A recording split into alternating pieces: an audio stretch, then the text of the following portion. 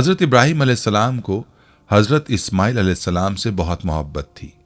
वो उनके बुढ़ापे की औलाद थे और दुआओं में मांगे गए थे। कभी कभी हज़रत इब्राहीम अलैहिस्सलाम उनसे बोसो किनार भी कर लेते, लेकिन फिर इब्राहीम अलैहिस्सलाम को खुदा का हुक्म हुआ कि बीबी हाजरा को प्यारे बेटे के साथ एक बयाबा में ले जाकर छोड़ दो। चुनांचे हज़रत इब्राहीम अलैहिस्सलाम बीवी बच्चे के हमरा मक्का मुकर्रमा की जानिब रवाना हुए। जब वो मक्का मुकर्रमा पहुंचे तो वहां एक दरख्त था जिसके नीचे बीवी बच्चे को बिठाया और खुद आबदीदा होकर वापस रवाना हुए। बीबी हाजरा पीछे पीछे जाती थीं और कहती थी कि हमारे हाल पर रहम करो, हमें ऐसे बयाबा में किसके सुपुर्द करके जा रहे हो। हज़रत इब्राहीम अलैहिस्सलाम ने फरमाया कि तुम्हारा मुहाफिज परवरदिगार आलम है। ये सुनते ही बीबी साहिबा ने कहा कि हस्बी अल्लाह व तवक्कलतु अलल्लाह, मुझे अल्लाह काफ़ी है और मैंने उसकी ज़ात पर तवक्कल किया। फिर हज़रत इब्राहीम अलैहिस्सलाम ने हसरत से शाम का रास्ता इख्तियार किया और जब ऐसी जगह पहुंचे जहाँ से बीबी और प्यारा बच्चा नजर न आते थे, वहाँ खाने काबा की तरफ मुंह करके बड़ी आजिज़ी से उनके ईमान और रिज़्क़ के लिए दुआ की। और ये उनका तवक्कल था कि अल्लाह ताला ने उनकी सब दुआएं कबूल फरमाई। हज़रत इब्राहीम अलैहिस्सलाम ने अल्लाह पर ऐसा तवक्कल किया और उनकी ज़ौजा ने भी अल्लाह पर भरोसा रखा, जिसके तुफ़ैल एक पूरा शहर वहाँ आबाद हो गया और अहले मक्का पर हर तरह की नेमतें बरस पड़ी।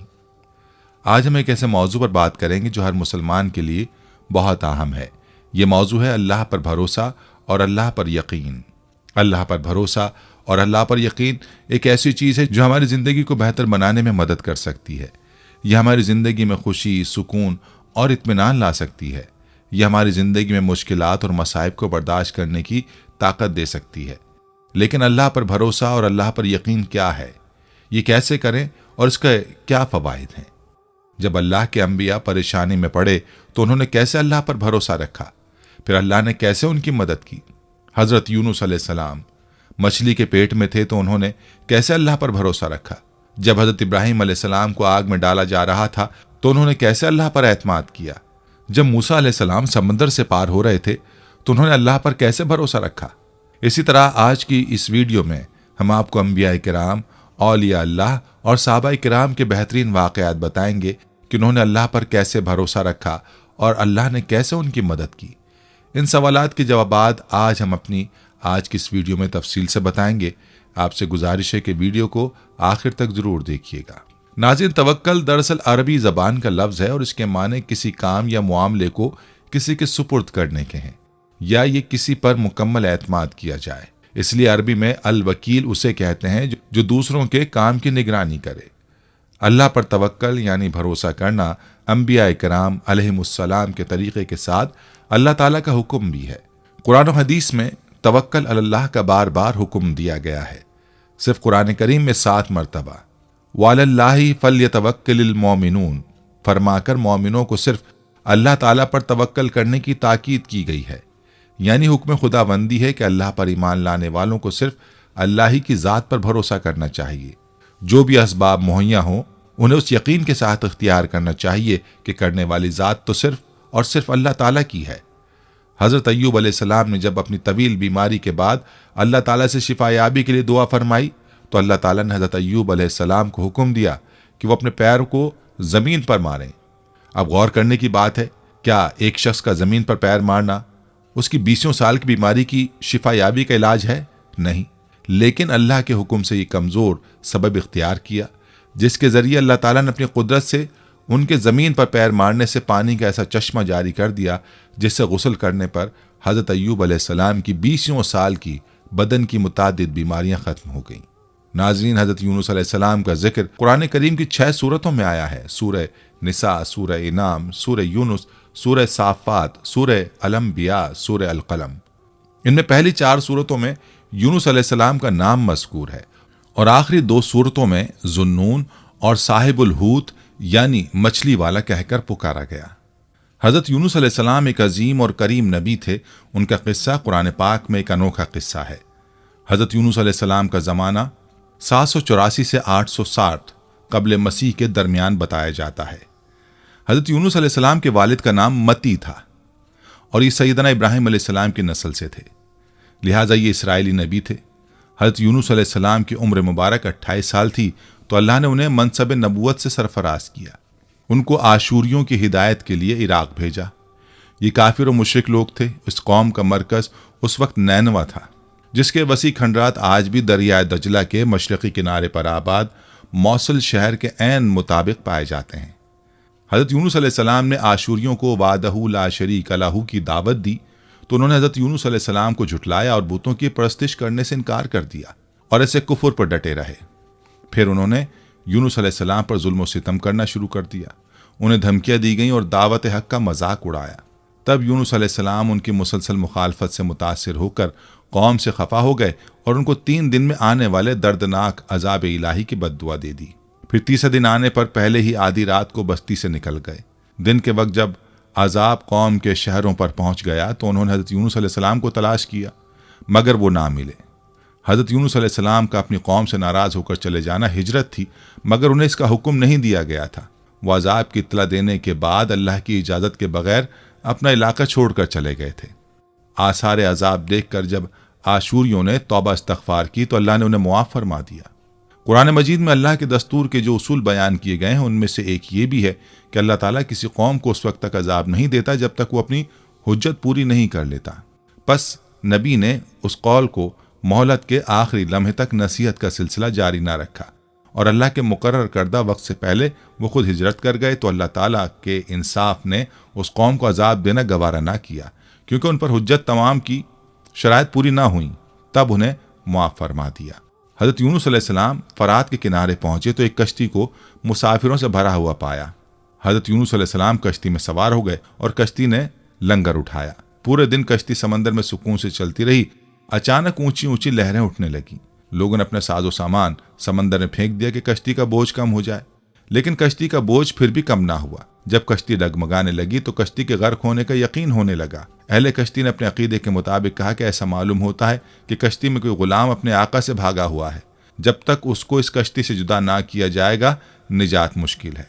हज़रत यूनुस अलैहिस्सलाम ने सुना तो उनको तंबी हुई कि अल्लाह ताला को मेरा नैनवा से वही का इंतज़ार किए बगैर इस तरह चले जाना पसंद नहीं आया और ये मेरी आजमाइश के आसार हैं। ये सोचकर उन्होंने अहले कश्ती से फरमाया कि मैं वो गुलाम हूँ जो अपने आका से भागा हुआ हूँ, मुझे कश्ती से बाहर फेंक दो।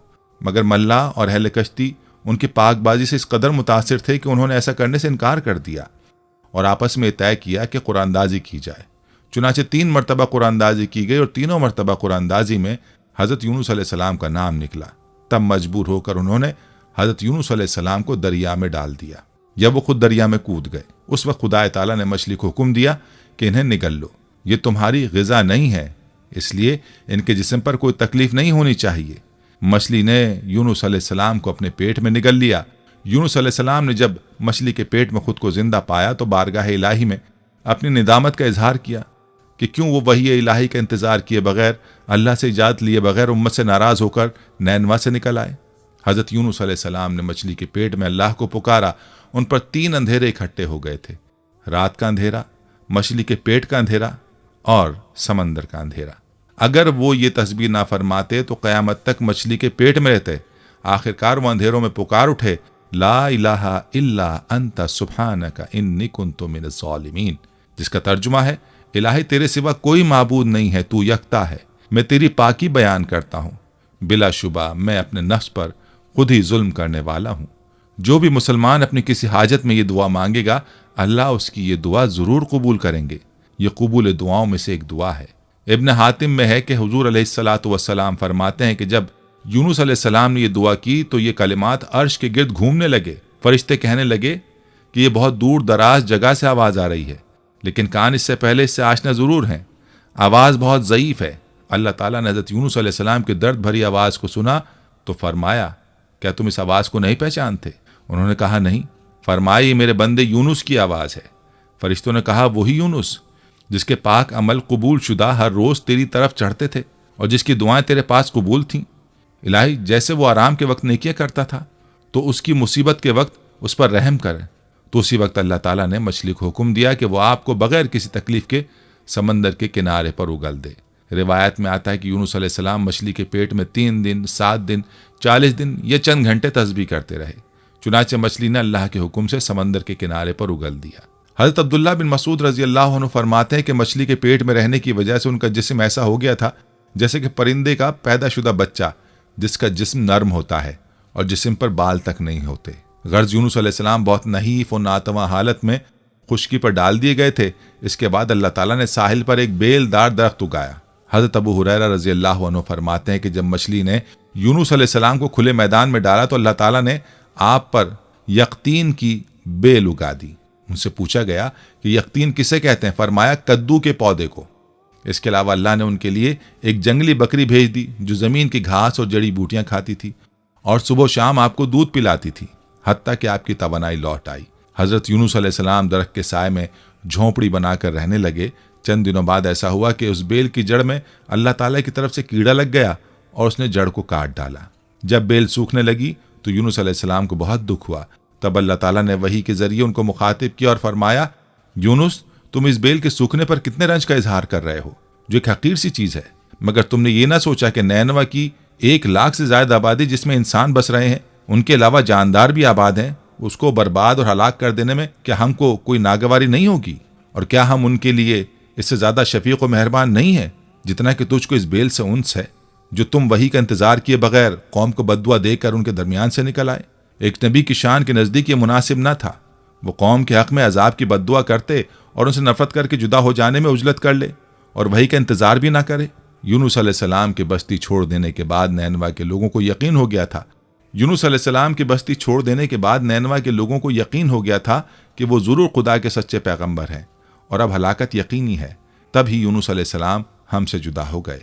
ये सोचकर फौरन बादशाह से लेकर रियाया तक सबके दिल खौफ और दहशत से कांप उठे और यूनुस अलैहिस्सलाम को तलाश करने लगे ताकि उनके हाथ पर इस्लाम की बैत करें और साथ ही खुदाए ताला से तौबा इस्तग़फ़ार करने लगे और हर किस्म के गुनाहों से किनारा कश होकर आबादी से बाहर मैदान में निकल आए और बारगाह इलाही में बुलंद आवाज में ये इकरार करते रहे, जिसका तर्जुमा है, ए हमारे रब, यूनुस अलैहिस्सलाम जो तेरा पैगाम हमारे पास लेकर आए हैं, हम उसकी तस्दीक करते हैं और हम उस पर ईमान लाते हैं। आखिरकार अल्लाह पाक ने उनकी दुआ कबूल फरमाई और उनको अज़ाब इलाही से महफूज रखा। बहरहाल यूनुस अलैहिस्सलाम को अल्लाह पाक ने सेहत और तंदुरुस्ती देकर अब दोबारा नैनवा जाने का हुक्म दिया कि कौम में रहकर उनकी रहनुमाई फरमाई जाए। चुनांचे हज़रत यूनुस अलैहिस्सलाम नैनवा वापस तशरीफ़ ले गए। कौम के लोगों ने जब उन्हें देखा तो खुशी का इजहार किया। हज़रत यूनुस अलैहिस्सलाम की ज़िंदगी नैनवा में ही गुजरी और वहीं उनका इंतकाल हुआ और वहीं उनकी कब्र थी, जो नैनवा की तबाही के बाद नामालूम हो गई। इस किस्से में सबक यह है कि किसी भी हाल में अल्लाह की रहमत से मायूस नहीं होना चाहिए और ना ही हिदायत के मामले में अपनी ज़ात पर भरोसा करना चाहिए। हिदायत तो बस अल्लाह ही की तरफ से है, आपके ज़िम्मे तो बस पैगाम हक पहुँचाना है। नाज़रीन, हज़रत मूसा अलैहिस्सलाम एक ग़ुलाम के बेटे थे। आप अलैहिस्सलाम कोई शहजादे नहीं थे बल्कि ग़ुलाम कौम के एक फ़र्द थे, लेकिन आप अलैहिस्सलाम की परवरिश बादशाह के महल में शहजादों की तरह ऐशो इशरत में हुई थी। आप किसी पर जुल्म होता नहीं देख सकते थे और हमेशा मजलूमों की मदद किया करते थे। एक दिन अपनी कौम के एक फ़र्द की मदद करते हुए आप अलैहिस्सलाम से नादानिस्ता दुश्मन कौम के एक शख्स का कत्ल हो जाता है, जिस पर आप पशेमान होते हैं और समझ जाते हैं कि यह शैतानी काम है जो आपसे अनजाने में सरजद हो गया। बेशक वो शैतान सरीहन बहकाने वाला दुश्मन है। इस बात का एहसास होते ही आप अलैहिस्सलाम अपने रब से माफ़ी मांगते हैं। कहते हैं, परवरदिगार, बेशक मैंने अपने नफ्स के लिए मुसीबत मोल ले ली है, तू मुझे बख्श दे। तो रब ने उन्हें बख्श दिया, बेशक वही बख्शने वाला मेहरबान है। दूसरे दिन सुबह आप अलैहिस्सलाम खतरे को भांपते और डरते हुए जब शहर पहुंचते हैं तो शहर के आखिरी किनारे से एक शख्स दौड़ता हुआ आता है और कहता है, मूसा, बेशक दरबार वाले आपके कत्ल का मशवरा कर रहे हैं, तो निकल जाइए। बेशक मैं आप अलैहिस्सलाम की खैर खाहों में से हूँ। यह खबर सुनते ही आप अलैहिस्सलाम डर कर वहाँ से चुपके से निकल खड़े होते हैं। साथ ही दुआ करते हैं कि ऐ परवरदिगार, मुझे जालिम कौम से बचा ले। आप अलैहिस्सलाम मदैन जाने का इरादा करते हैं और मदैन की तरफ रुख करके कहते हैं, मुझे उम्मीद है कि मेरा रब मुझे ठीक रास्ते पर डाल देगा। जब आप अलैहिस्सलाम मदैन के एक कुएं पर पहुंचते हैं तो देखते हैं कि वहां लोगों की एक जमात अपने मवेशियों को पानी पिला रही है और एक तरफ 2 औरतें अपनी बकरियों को रोके खड़ी हैं। आप अलैहिस्सलाम उन औरतों से पूछते हैं कि तुम दोनों यूं क्यों खड़ी हो? तो वो दोनों कहती हैं कि जब तक ये चरवाहे अपने मवेशियों को पानी पिलाकर नहीं चले जाते, हम अपनी बकरियों को पानी नहीं पिला सकते और हमारे वालिद उमर रसीदा बुजुर्ग हैं। तो आप अलैहिस्सलाम खुद उनकी बकरियों को पानी पिला देते हैं, फिर एक साए की जगह पर बैठ जाते हैं और अपने रब से इल्तिजा करते हैं, परवरदिगार, जो खैर भी तू मुझ पर नाजिल कर दे, मैं उसका मोहताज हूँ। ये कहानी हज़रत मूसा अलैहिस्सलाम की नबूवत से सरफराज किए जाने से पहले की है। ज़रा अपने तसव्वुर में लाइए कि शाही महल में नाजो नाम से पला बढ़ा एक नौजवान अचानक अपना सब कुछ छोड़कर खाली तन्हा जान बचाकर मिस्र से निकलता है, नामालूम कैसी कैसी मुश्किलात और तकालीफ उठाकर सहराए सीना अबूर करता है।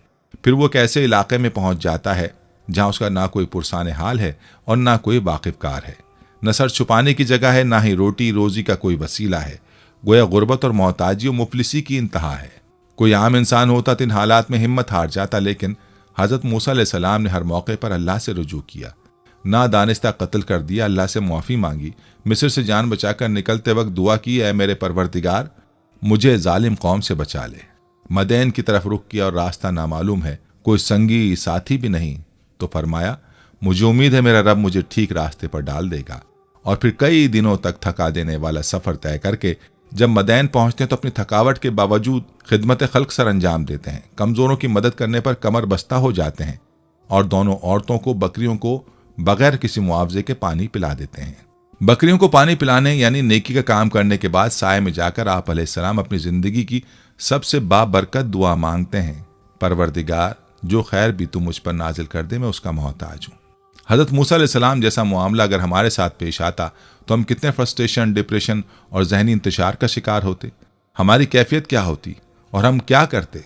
अगर हम ऐसे में अपने रब से मांगते तो क्या मांगते, दुआ करते तो क्या दुआ करते। हम सब खूब जानते हैं कि हम क्या मांगते। हम अल्लाह से रोजी रोटी मांगते और सर छुपाने की जगह मांगते।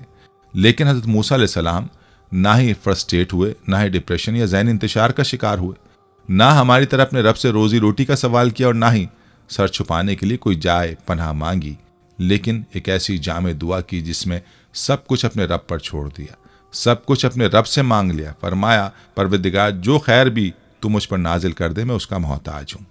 हज़रत मूसा अलैहिस्सलाम ने इस दुआ के ज़रिए अल्लाह ताला से हमें यह भी बता दिया कि खैर व बरकत आसमान से नाजिल होती है, उसका नाजिल करने वाला आसमान से ऊपर अपने अर्श पर मुस्तवी है। हज़रत मूसा अलैहिस्सलाम की ये दुआ इतनी बाबरकत साबित हुई कि एक तही दस्त मुसाफिर जिन्हें इस शहर में कोई जानने वाला भी नहीं था, वहाँ उन्हें फ़ौरन ही सब कुछ मिल गया। मसलन मुलाजमत, सर छुपाने की बेहतरीन जगह, दीनदार ख़ानदान, नेक बीवी और रूहानियत की तकमील के लिए एक जलील क़द्र हस्ती की सोहबत। और बाद में इस दुआ की बरकत से आप अलैहिस्सलाम नबुव्वत से भी नवाजे गए। ये होती है बरकत जो अल्लाह ताला पर तवक्कल करने से मिलती है। ये होती है बरकत जो दुआ करने से मिल सकती है। नेज़ तवक्कल करने वालों के बारे में फरमाने इलाही है जिसका तर्जुमा है, और अल्लाह उसे ऐसी जगह से रिज़्क़ अता फरमाता है जहां से उसका गुमान भी नहीं होता। और जो शख्स अल्लाह पर तवक्कल करता है तो वो अल्लाह उसे काफ़ी है। बेशक अल्लाह अपना काम पूरा करने वाला है। बेशक अल्लाह ने हर शय के लिए अंदाज़ा मुकर्रर फरमा रखा है। सूरह तलाक़। हज़रत मूसा अलैहिस्सलाम ने अल्लाह पर तवक्कल किया तो अल्लाह ताला ने भी उन्हें ऐसी जगह से वो सब कुछ अता कर दे जिसका गुमान इंसानी जहन किसी तरह कर ही नहीं सकता। आज भी जो शख्स अल्लाह पर तवक्कल और भरोसा करेगा तो अल्लाह ताला उसके हर जायज़ काम के लिए काफ़ी होगा। हज़रत उमर बिन ख़त्ताब रज़ी अल्लाह अन्हु कहते हैं कि रसूलुल्लाह सल्लल्लाहु अलैहि वसल्लम ने फरमाया, अगर तुम लोग अल्लाह पर तवक्कल भरोसा करो जैसा कि उस पर तवक्कल यानी भरोसा करने का हक़ है, तो तुम्हें उसी तरह रिस्क मिलेगा जैसा कि परिंदों को मिलता है कि सुबह को वो भूखे निकलते हैं और शाम को आसूदा वापस आते हैं। नाज़रीन, कुरान करीम ने जिस वाक़े को अहसनुल क़सस करार दिया है वो हज़रत यूसुफ़ अलैहिस्सलाम का वाक़या है जो अपने अंदर बहुत से सबक लिए हुए है। हज़रत यूसुफ़ अलैहिस्सलाम हज़रत इब्राहीम अलैहिस्सलाम के पड़ पोते, हज़रत इसहाक़ अलैहिस्सलाम के पोते और जनाब याकूब अलैहिस्सलाम के लख्ते जिगर थे। आपने बचपन में ख्वाब देखा कि आपको 11 सितारे, सूरज और चांद सजदा कर रहे हैं। आप अलैहिस्सलाम ने अपने वालिद गिरामी से इस ख्वाब को बयान किया। हज़रत याकूब अलैहिस्सलाम ने जनाब यूसुफ़ अलैहिस्सलाम को इस बात की नसीहत की कि आप अलैहिस्सलाम ने अपने इस ख्वाब को अपने भाइयों के सामने बयान नहीं करना। अल्लाह तबारक व तआला आप अलैहिस्सलाम पर और आले याकूब पर आपके आबा व अजदाद की तरह नेमत को पूरा करेगा। दूसरी तरफ हज़रत यूसुफ़ अलैहिस्सलाम के सौतेले बिरादरान हज़रत याकूब अलैहिस्सलाम की मोहब्बत के हुसूल के लिए हज़रत यूसुफ़ अलैहिस्सलाम को बाबा की आंखों से दूर करने की तदबीरें कर रहे हैं ताकि हज़रत याकूब अलैहिस्सलाम की मोहब्बतों को हासिल कर लिया जाए। उन्होंने हज़रत याकूब अलैहिस्सलाम के सामने एक प्लान के तहत इस बात का इजहार किया कि आप अलैहिस्सलाम हज़रत यूसुफ़ अलैहिस्सलाम के मामले में हम पर भरोसा क्यों नहीं करते। आप इनको हमारे साथ रवाना करें ताकि वो हमारे साथ खेलें और खाएं पिएं। हज़रत याकूब अलैहिस्सलाम ने इस खदशे का इजहार किया कि कहीं तुम हज़रत यूसुफ़ अलैहिस्सलाम से गाफिल ना हो जाओ और उन्हें कोई भेड़िया खा जाए। उन्होंने हज़रत याकूब अलैहिस्सलाम को मुतमईन किया और हज़रत यूसुफ़ अलैहिस्सलाम को अपने साथ ले गए और उनको गहरे कुएं में उतार दिया। बाबा याकूब के पास आकर कहा कि आपका खदशा दुरुस्त साबित हुआ और यूसुफ़ अलैहिस्सलाम को एक भेड़िया खा गया। हज़रत याकूब अलैहिस्सलाम ने इस बात पर सब्र किया और खामोश हो गए। हज़रत यूसुफ अलैहिस्सलाम जिस कुएं में मौजूद थे तो उसके पास से मिस्र को जाने वाला एक काफिला गुजरा। उन्होंने पानी के हुसूल के लिए डोल को डाला तो हज़रत यूसुफ अलैहिस्सलाम डोल के जरिए बाहर आ गए। उन्होंने हज़रत यूसुफ अलैहिस्सलाम को अपने हमरा लिया और उनको गिनती के चंद दरहमों के एवज मिस्र के एक बड़े घराने यानी अजीज मिस्र के हाथों फरोख्त कर दिया। हज़रत यूसुफ अलैहिस्सलाम वहां परवरिश पाते रहे और अपनी जिंदगी के माहो साल तय करते रहे।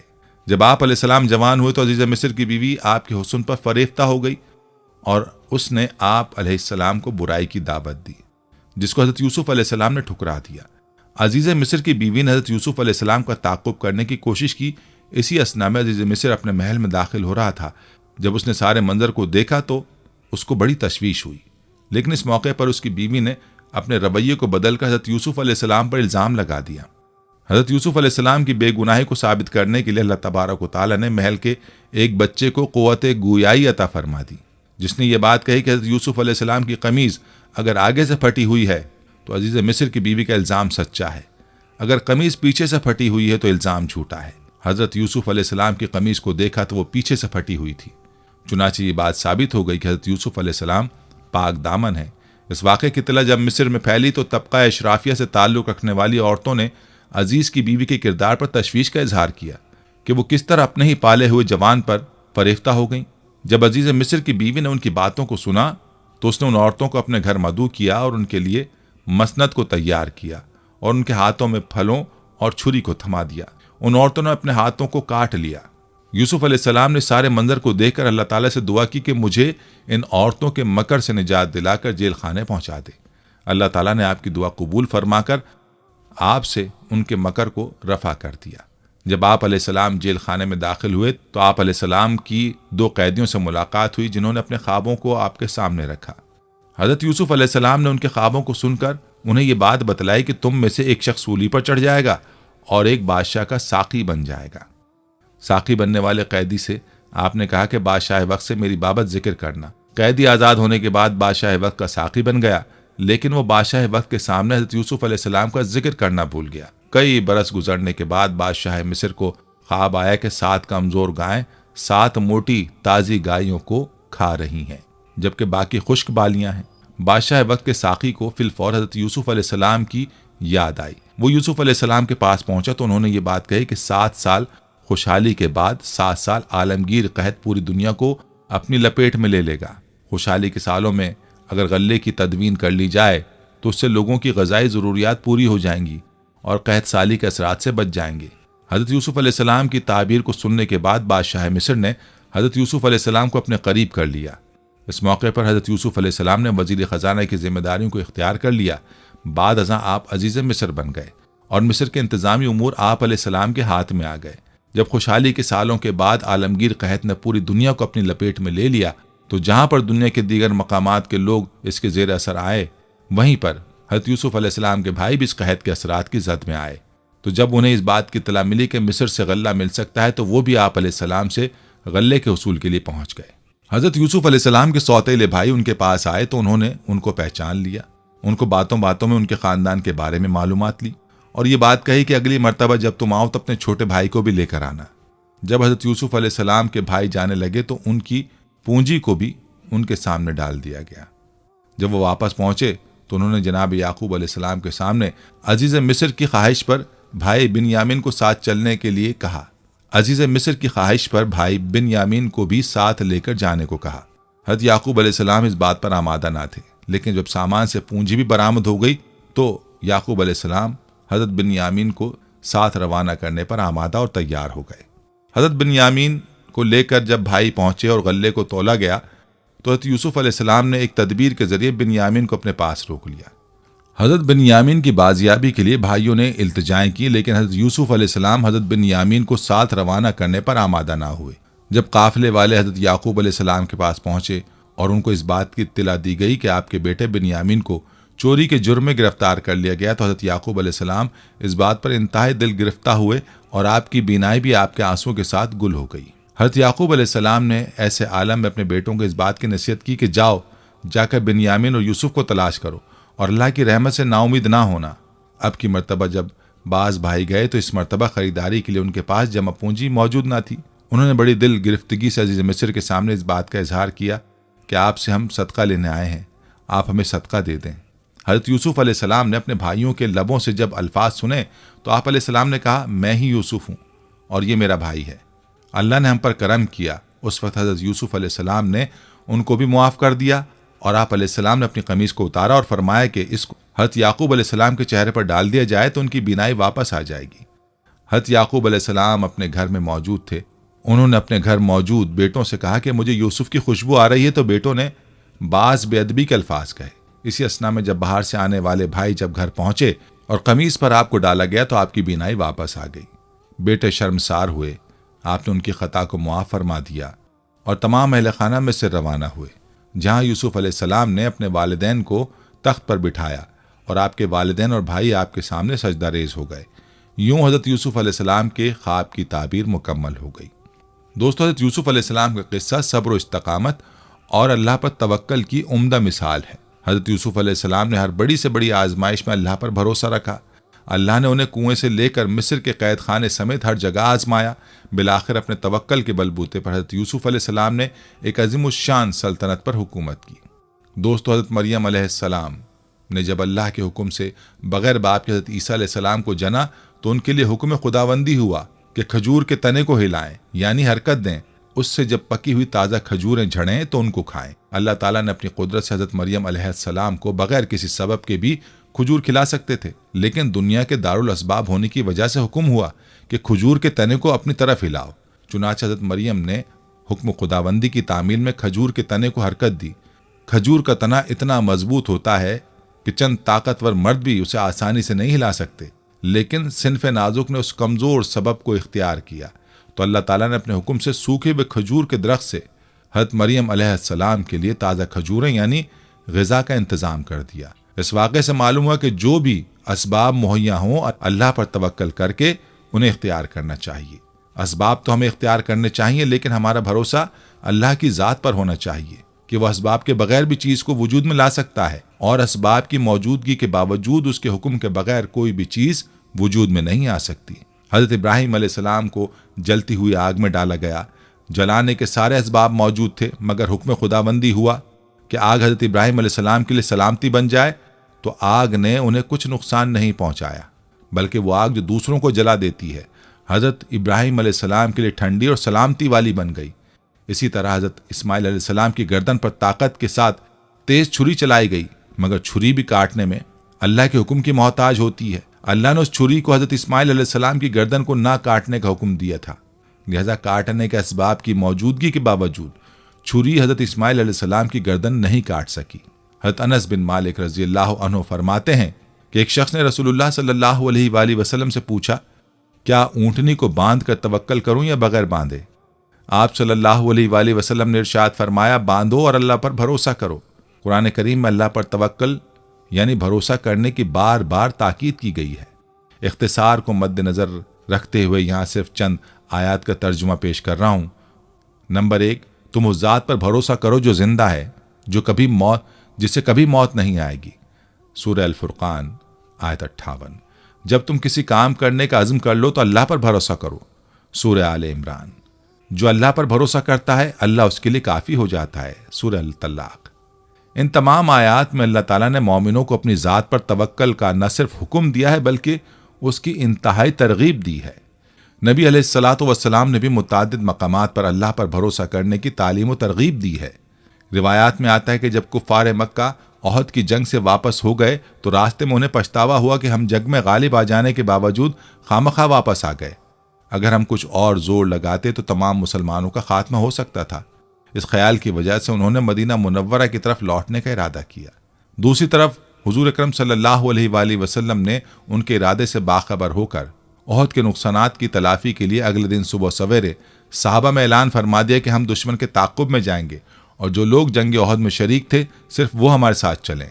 सहाबा किराम जख्मी और थके हुए थे, लेकिन उन्होंने आप सल्लल्लाहु अलैहि वसल्लम के फरमान पर लब्बैक कहा। हुजूर अलैहिस्सलातु वस्सलाम अपने सहाबा किराम के साथ हमरा अल असद के मकाम पर पहुंचे तो कबीला बनी खज़ा के एक शख्स ने मुसलमानों के हौसले का मुशाहिदा करके उसके मुताल्लिक अबू सुफियान को इत्तला दी और उसे वापस जाने का मशवरा दिया।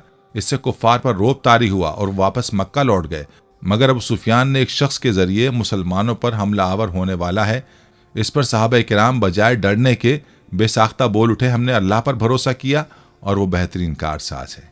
सही बुखारी मुस्लिम शरीफ में है कि हज़रत इब्न अब्बास रज़ियल्लाहु ताला अन्हु की रिवायत है कि रसूल खुदा सल्लल्लाहु अलैहि वसल्लम ने फरमाया, मेरी उम्मत में से 70,000 आदमी बिला हिसाब जन्नत में दाखिल होंगे। उनके औसाफ में से एक ये भी है कि वो अल्लाह पर तवक्कुल करने वाले होंगे। बस आदमी जायज़ असबाब इख्तियार करे, लेकिन भरोसा सिर्फ अल्लाह की ज़ात पर रखे, शरीयत पर अमल पैरा रहे, अल्लाह के अजाब और नाराज़गी से डरता रहे, अल्लाह की रहमत से मुआफ़ी की उम्मीद रखे। और इसी तरह हमें चाहिए कि हम भी कोई काम करने का इरादा करें तो पहले हर मुमकिन असबाब इख्तियार करें और नतीजा अपने अल्लाह पर छोड़ दें। यकीनन बेहतरी के नताइज सामने आ जाएंगे। इसके साथ साथ दुआ में तवक्कुल बहुत ज़रूरी है, क्योंकि इसका मतलब यकीन, इन्हिसार है कि हमें अल्लाह पर भरोसा करना चाहिए, क्योंकि उसकी इजाज़त के बगैर कुछ नहीं हो सकता। तवक्कुल बुनियादी तौर पर अल्लाह पर भरोसा और एतमाद है, जो उन नताइज को कबूल करता है जिनका फ़ैसला वही करता है, चाहे वो कैसे भी निकलें। दुआ की कबूलियत का इन्हिसार आपके यकीन पर है, जैसे कि अल्लाह ताला कुरान मजीद में फरमाता है, जब मेरे बंदे तुमसे मेरे बारे में पूछें तो उनसे कहो मैं उनके करीब हूँ, मैं हर पुकारने वाले की दुआ सुनता हूँ जब वो मुझे पुकारता है। नाज़रीन, आम जिंदगी में भी तवक्कुल की बेशुमार मिसालें मौजूद हैं। एक औरत कहती कि मेरा खाविंद किसी वजह से लंबी मुद्दत के लिए गायब हो गया। उस वक्त मैं कम उम्र बच्ची की माँ थी, जब मेरा ज़ईफ़ुल उमर बाप भी हमारे साथ ही रहता था। हमारी गुर्बत और मुफलिसी अपनी इंतहा को थी और अक्सर औकात हमारे घर में खाने के लिए कुछ ना होता था। अगर दोपहर को कुछ खा लेते तो रात को भूखा सोना पड़ता। सब्र के साथ हम हर हाल में अल्लाह का शुक्र अदा करते थे। एक रात को तो भूख और अफलास ने हमारा वो इम्तहान लिया जो इससे पहले कभी नहीं लिया था। मेरी बेटी को शदीद बुखार ने आ लिया। बच्ची के बुखार और भूख से बनी हालत से मुझे अपने और अपने वालिद की भूख भूल गई। ऐसी बेकसी और लाचारी तो कभी नहीं देखी थी। बेकरारी हद से बढ़ी तो मुझे अल्लाह तबारक व तआला का वो कौल याद आ गया, जिसका तर्जुमा है, भला कौन बेकरार की इल्तिजा कबूल करता है जब वो उसकी दुआ करता है, और कौन उसकी तकलीफ दूर करता है। जी हाँ, हर किस्म की तकलीफ, चाहे वो भूख की हो या बीमारी की या गुर्बत और अफलास और गुनाहों की, कौन है उस ज़ात पाक के सिवा जो इन सब तकलीफ़ों को दूर कर सकता है। ये सब सोचकर मैं उठी और जाकर वज़ू किया। वापस आकर बच्ची के माथे पर पानी से भीगी हुई पट्टी रखी। अल्लाह के हुजूर नमाज की अदायगी के लिए खड़ी हो गई। मुख्तसर सी नमाज पढ़ने के बाद हाथ उठाकर बच्ची के लिए दुआ की, उसके माथे से पट्टी उतार कर दोबारा पानी से भिगोकर रखी और एक बार फिर नमाज के लिए खड़ी हो गई। नमाज के बाद एक बार फिर बारगाह इलाही में दुआ के लिए हाथ उठा लिए, दुआ से फरागत पर पानी की पट्टी तब्दील की और दोबारा नमाज के लिए खड़ी हो गई। ये अमल मैंने कई बार किया। जब मैं ये सब कुछ बार बार दोहरा रही थी तो किसी ने दरवाज़ा खटखटाया। इस हैरत के साथ, भला रात के इस पहर कौन हो सकता है? मेरे वालिद ने पूछा, कौन? और जवाब आया, मैं डॉक्टर हूँ। मैं और मेरा वालिद, हम दोनों एक दूसरे को हैरत से देख रहे थे कि इसको किसने बुलाया। मेरे वालिद ने जाकर दरवाज़ा खोला। डॉक्टर ने आते ही पूछा, मरीज़ा किधर है? हमने सादगी से बच्ची की तरफ इशारा कर दिया। डॉक्टर ने बच्ची को चेक किया, कागज़ पर एक नुस्खा लिखकर मेरे हाथ में थमाते हुए बोला, लाइए मेरी फ़ीस दीजिए और मैं चलता हूँ। मैंने आस्तिकी से जवाब दिया, डॉक्टर साहब, हमारे पास तो आपको देने के लिए फ़ीस या पैसे नहीं है, बल्कि हमारे पास तो कुछ भी नहीं है। मेरा ये जवाब सुनते ही डॉक्टर झल्ला उठा और गुस्से से तकरीबन धाड़ते हुए बोला, अगर फ़ीस देने के लिए पैसे नहीं थे तो मुझे आधी रात को फ़ोन करके क्यों बुलाया था? क्यों मुझे इस तरह बेआराम किया तुम लोगों ने? डॉक्टर के मुंह से टेलीफोन का सुनकर मुझे लगा कि डॉक्टर गलती से हमारे घर आ गया है। मैंने हिम्मत करते हुए जवाब दिया, डॉक्टर साहब, हमने आपको टेलीफोन करके नहीं बुलाया, बल्कि हमारे पास तो टेलीफोन ही नहीं है। ये सुनकर डॉक्टर ने मुझसे पूछा, अच्छा तो क्या ये फलां शख्स का घर नहीं है? मैंने कहा, नहीं डॉक्टर साहब, फलां साहब हमारा हमसाया है। ये सुनकर डॉक्टर थोड़ा सा खामोश हुआ और फिर हमारे घर से निकलकर हमारे हमसाए के घर चला गया और हम खजालत और शर्मिंदगी से खामोश बैठे रहे। थोड़ी ही देर गुजरी थी कि डॉक्टर एक बार फिर हमारे घर आ गया। आंखों में आंसू और रुंधी आवाज़ में बोला, अल्लाह की कसम, तुम्हारे घर से उस वक्त तक नहीं जाऊंगा जब तक तुम्हारा पूरा किस्सा नहीं सुन लूंगा। और मैंने डॉक्टर साहब को अपना पूरा किस्सा सुना डाला कि किस तरह मैं बच्ची के माथे पर पानी की पट्टियां रख रही थी और अल्लाह के हुजूर दुआ भी मांग रही थी। डॉक्टर जल्दी से उठकर बाहर चला गया और कुछ देर के बाद हमारे लिए रात का खाना, बच्ची के लिए दवाएं और कुछ घरेलू ज़रूरियात के सामान के साथ लौट आया। साथ ही उसने हमें बताया कि उसकी तरफ से हर महीने एक तनख्वाह हमें उस वक्त तक मिलती रहेगी जब तक अल्लाह चाहेगा। जी हाँ, ये अल्लाह पर भरोसे की कहानी है। हकीमुल उम्मत हज़रत मौलाना अशरफ अली थानवी रहमतुल्लाह अलैह ने एक अजीब वाक़या नकल फरमाया है, तस्हील के लिए अपनी ज़बान में नकल करता हूँ। फरमाया, संदेला हिंदुस्तान में एक मकाम है, वहाँ का वाक़या है। वहाँ एक मरतबा इमसा के 12 हुआ। बारिश न होने की वजह से कहत पड़ गया। मखलूक परेशान हो गई। कई रोज़ तक इस्तिस्क़ा की नमाज पढ़ी गई मगर बारिश नहीं हुई। आखिर मकामी तवाइफ़ों का एक गिरोह वहाँ के मालदार लोगों से आकर मिला और अर्ज़ किया कि बारिश न होने की वजह हमारी बदआमाली, सियाहकारी और हमारी नहूसत है। इस्तिस्क़ा की नमाजें भी पढ़ी गईं मगर बारिश नहीं हुई। आप हमें इजाज़त दीजिए कि हम भी मैदान में जमा होकर तौबा करें। लेकिन हमारी दरख्वास्त है, जब हम मैदान में जमा हों तो ये इंतज़ाम कर दीजिए कि वहाँ हमारे पास कोई शख्स ना आए। ऐसा ना हो कि अल्लाह की रहमत के बजाय अल्लाह का गज़ब नाजिल हो। लोगों ने उनके इस जज्बे को सराहा और उस मकाम को चारों तरफ से घेर दिया। वो सब वहाँ पहुँची और सजदे में पड़कर रोना शुरू कर दिया और नदामत के साथ कहा, अल्लाह, ये हमारी नहूसत है, हम बहुत गुनाहगार और सियाहकार हैं, हमारी वजह से मखलूक को परेशान ना कीजिए। और काफ़ी आहोजारी के बाद दुआ की कि या अल्लाह, बारिश को नाजिल फरमा दीजिए। जिन्होंने ये वाक़या हज़रत को सुनाया उन्होंने सजदे से सर ना उठाया था कि बारिश हो गई। सुभान अल्लाह, उन औरतों का ईमान तो देखिए कि अपनी सियाहकारियों के बावजूद अल्लाह पर तवक्कुल था कि हमारी दुआ भी ज़रूर सुनेंगे। राक़े मर्ज़ करता है कि उनकी दुआ से बारिश भी हुई और गालिबन हिदायत की बारिश भी हुई। वो हिदायत से महरूम ना रही होंगी। यहाँ मुमकिन है कि कोई शुबा करे कि इमामों की नमाज इस्तिस्क़ा तो शरीयत ने बारिश के लिए ही तालीम की है। इन नमाजों से बारिश क्यों ना हुई और बाजारी औरतों के रोने से बारिश हो गई। यानी हम ज़ाहिर और अल्फाज को नहीं देखते, हम तो दिल को और दिल के खुशू को देखते हैं। जिस दिल में खुशू और खुजू ना हो, खुश्क तकवा हमारे दरबार में काबिल कदर नहीं है। नाज़रीन, ये थी हमारी आज की वीडियो। उम्मीद है कि आपको हमारी आज की ये वीडियो पसंद आई होगी। अगर वीडियो पसंद आई है तो इसको लाइक करें और अपने प्यारों और दोस्तों के साथ ज़रूर शेयर करें। कमेंट्स में आप हमें बताएं कि आप और किन मौज़ूआत पर वीडियो देखना चाहते हैं। इसके साथ साथ आप कमेंट्स में हमसे सवालात भी पूछ सकते हैं। लेकिन ये सब करने से पहले हमारे चैनल को सब्सक्राइब कर लें और बेल के बटन को भी प्रेस कर लें ताकि हमारी आने वाली मज़ीद मालूमाती वीडियोज़ का नोटिफिकेशन आपको बर वक्त मिल सके और आप इल्म के इस ख़जाने से मुस्तफ़ीद हो सकें। अब मुलाकात होगी आने वाली वीडियो में। तब तक के लिए खुदा आपका हामी और नासिर हो। फ़ी अमानिल्लाह।